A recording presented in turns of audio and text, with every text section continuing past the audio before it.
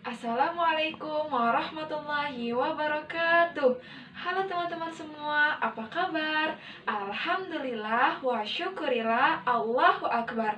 Semoga teman-teman semua selalu dalam keadaan sehat walafiat, tetap jaga kesehatan dan tetap semangat ya. Nah, sebelum memulai pembelajaran kali ini, mari kita membaca basmalah bersama-sama. Bismillahirrahmanirrahim. Alhamdulillah, pada video pembelajaran kali ini kita bertemu lagi. Nah, kira-kira pada video pembelajaran kali ini kita akan belajar mengenai apa ya? Nah, kita akan belajar mengenai rantai makanan. Sebelum membahas mengenai rantai makanan, Ibu ingin bertanya terlebih dahulu. Apakah teman-teman masih ingat mengenai ekosistem? Ya, ekosistem adalah suatu ekologi yang terbentuk karena adanya interaksi antara makhluk hidup dan benda-benda tak hidup di dalam suatu lingkungan. Nah, berarti makhluk hidup itu merupakan bagian dari ekosistem. Dan perlu kita ketahui bahwa setiap makhluk hidup membutuhkan makanan untuk memenuhi kebutuhan hidupnya. Makanan menjadi sumber energi bagi hewan dan tumbuhan. Nah, dalam proses mencari makanan ini akan terjadi interaksi makan dan dimakan antara tumbuhan dan hewan ataupun antara hewan dan hewan. Nah, hal ini dinamakan rantai makanan. Jadi, apa itu rantai makanan? Rantai makanan adalah interaksi makan dan dimakan antar makhluk hidup. Di dalam rantai makanan, setiap makhluk hidup mempunyai perannya masing-masing. Ada yang berperan sebagai produsen, ada yang berperan sebagai konsumen, dan ada yang berperan sebagai pengurai. Apa itu produsen, konsumen, dan pengurai? Mari simak penjelasan berikut ini. Produsen yaitu makhluk hidup yang mampu menghasilkan makanan sendiri. Produsen mampu menghasilkan makanan sendiri melalui proses fotosintesis. Nah, dengan bantuan cahaya matahari, produsen mampu mengubah karbon dioksida dan air menjadi energi kimia dalam bentuk makanan. Nah, zat hijau daun juga berperan penting sebagai tempat proses fotosintesis. Contoh dari produsen ini adalah semua tumbuhan hijau seperti rumput, bayam, sawi, padi, dan lain-lain. Sedangkan konsumen adalah makhluk hidup yang tidak dapat membuat makanannya sendiri sehingga mendapat energi dari makhluk lain. Contoh dari konsumen yaitu hewan. Konsumen dapat dikelompokkan menjadi konsumen pertama atau konsumen tingkat 1, konsumen kedua atau konsumen tingkat 2, dan konsumen puncak. Konsumen pertama atau konsumen tingkat 1 yaitu makhluk hidup yang memakan produsen. Contohnya adalah kelompok hewan herbivora atau hewan pemakan tumbuhan seperti kambing, sapi, kelinci, dan lain sebagainya. Sedangkan konsumen kedua atau konsumen tingkat 2 yaitu makhluk hidup yang memakan konsumen pertama.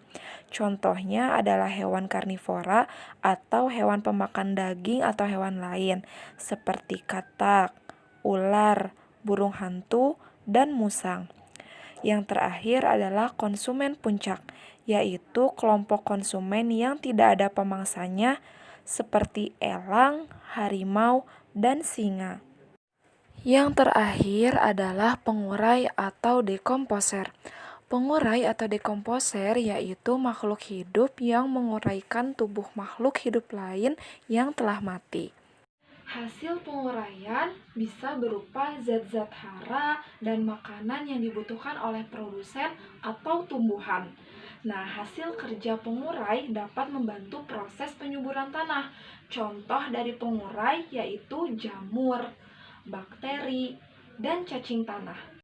Contoh rantai makanan pada ekosistem hutan. Rumput berperan sebagai produsen, rusa berperan sebagai konsumen pertama atau konsumen tingkat 1.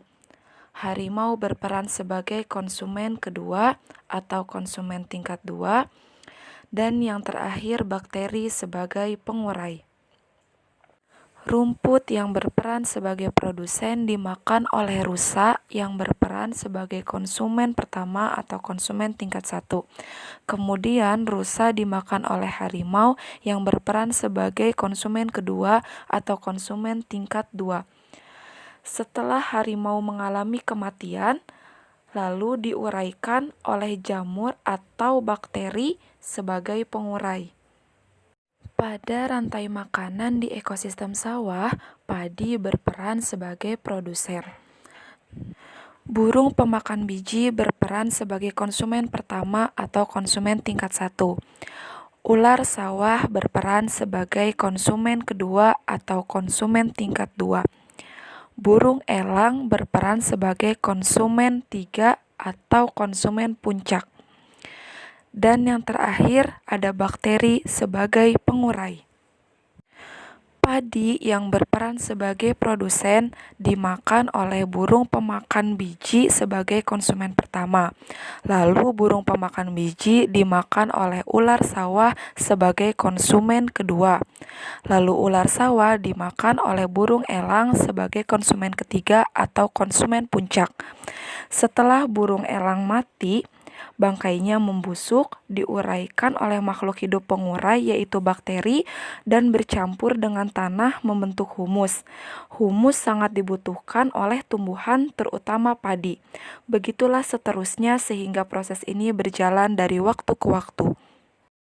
Urutan peristiwa memakan dan dimakan tersebut akan berjalan dengan seimbang dan lancar apabila seluruh komponen tersebut ada.